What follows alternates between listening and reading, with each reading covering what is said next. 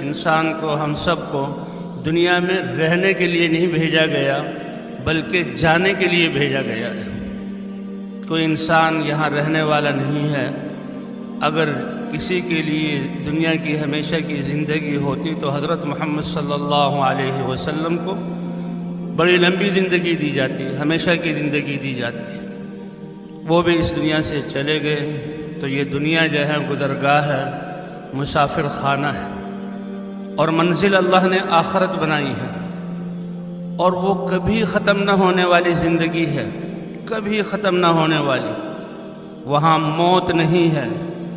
موت کو بھی ذبح کر دیا جائے گا، اور اللہ نے انسان کو جنت میں داخل کرنے کے لیے، کامیابی حاصل کرنے کے لیے دنیا میں بھیجا ہے۔ تو ہم جانے کے لیے اور آخرت کی تیاری کے لیے اس دنیا میں آئے ہیں۔ اسی لیے اللہ کے رسول صلی اللہ علیہ وسلم نے فرمایا، کن فی الدنیا کأنک غریب، دنیا میں ایسے رہو جیسے مسافر رہتا ہے، جیسے راستے میں گزرنے والا، چلنے والا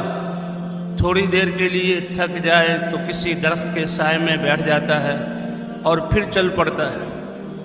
تو مسافر کے سامنے اپنی منزل ہوتی ہے، اور منزل میں پہنچنے میں دیر ہو تو اس کو کوفت اور پریشانی ہوتی ہے۔ گاڑی لیٹ ہو گئی، جہاز لیٹ ہو گیا، راستہ صاف نہیں ہے، آپ لوگوں کے ہاں کوئی عارضہ پیش آ گیا تو پریشانی، اور سواری جب جلدی پہنچ جائے اپنی منزل کو تو خوشی ہوتی ہے،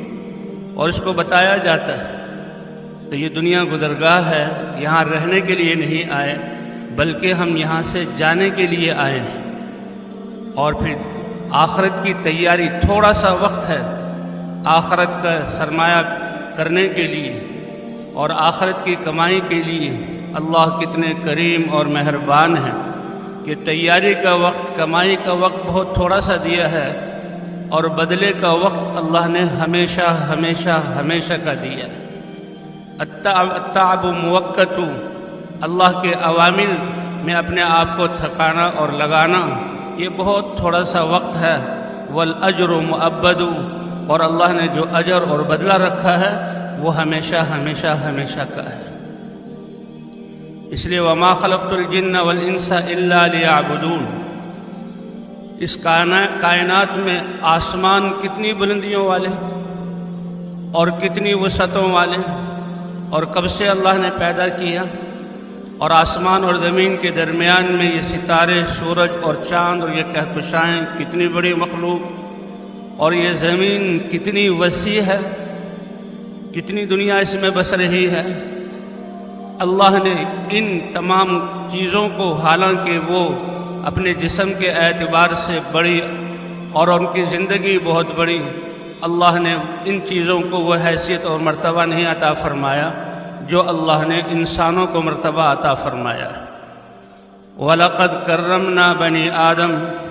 آدم کی اولاد انسانوں کو ہم نے بڑی عزت اور شرافت بخشی ہے کہ یہ ساری چیزوں کو اللہ نے انسان کی خدمت کے لیے بنایا ہے۔ هُوَ الَّذِي خَلَقَ لَكُم مَّا فِي الْأَرْضِ جَمِيعًا، اللہ فرماتے ہیں کہ جو کچھ زمین میں ہے اے انسانوں تمہارے لیے پیدا کیا گیا، یہ سب تمہاری خدمت میں لگا ہوا ہے، ہم نے ان کو تمہارے لیے مسخر کیا ہوا ہے۔ اسی لیے انسان جب سواری پر سوار ہوتا ہے تو دعا جو اللہ کے نبی نے بتلائی ہے وہ کیا بتلائی ہے؟ سبحان الذی سخر لنا ھذا وما كنا له مقرنین وانا الى ربنا لمنقلبون، پاک ہے وہ ذات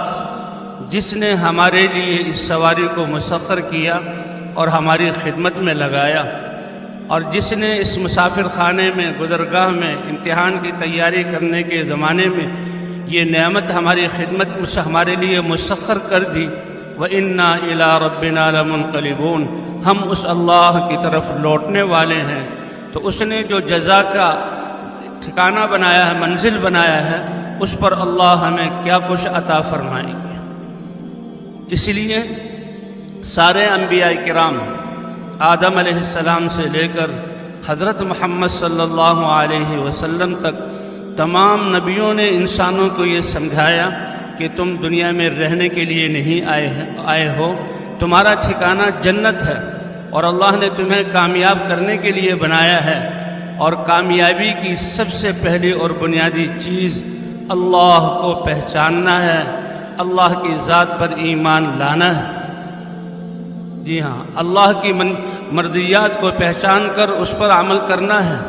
سارے نبیوں نے اس بات کی دعوت دی، 1,24,000 انبیاء کرام، اور سب سے آخر میں سارے نبیوں کے سردار حضرت محمد صلی اللہ علیہ وسلم تشریف لائے۔ حضرات انبیاء کرام انسانوں میں سب سے زیادہ برگزیدہ اور پاکیزہ روحوں والے اور اللہ کے ہاں بہت محبوب نبیوں نے اپنی قوموں پر محنت کی اور دعوت دی اور اللہ کی طرف بلایا، یا قوم اعبدوا اللہ، اے میری قوم اکیلے اللہ کی عبادت کرو، اللہ کے علاوہ کوئی عبادت کے لائق نہیں۔ یہ انسان کے لیے سب سے بڑا مرتبہ اللہ کی عبادت، یہ سب سے بڑا اعزاز ہے انسان کے لیے۔ اللہ نے اپنے نبی حضرت محمد صلی اللہ علیہ وسلم کو جو معراج کا اعزاز بخشا، بیت اللہ سے بیت المقدس اور بیت المقدس سے 7 آسمان اور اللہ کے دربار میں حاضر ہوئے، اللہ نے قرآن پاک میں جو بیان کیا، سبحان الذي اسرى بعبده ليلا من المسجد الحرام الى المسجد الاقصى الذي باركنا حوله، پاک ہے وہ ذات جو اپنے بندے کو آن کی آن میں بیت اللہ سے مسجد اقصیٰ لے گئی، تو بندے سے حضور صلی اللہ علیہ وسلم کی ذات کو بیان کیا ہے۔ تو اللہ کی بندگی یہ سب سے بڑا اعزاز ہے اور سب سے بڑی عزت کی چیز ہے۔ اسی لیے حضرت علی رضی اللہ تعالیٰ عنہ کا ارشاد ہے، من کان یرید الغنی بلا مال، کہ جو چاہتا ہو کہ مال اور اسباب اس کے پاس نہیں ہے اور اللہ اس کے عزت سے کام بنا دے، کسی چیز کا وہ محتاج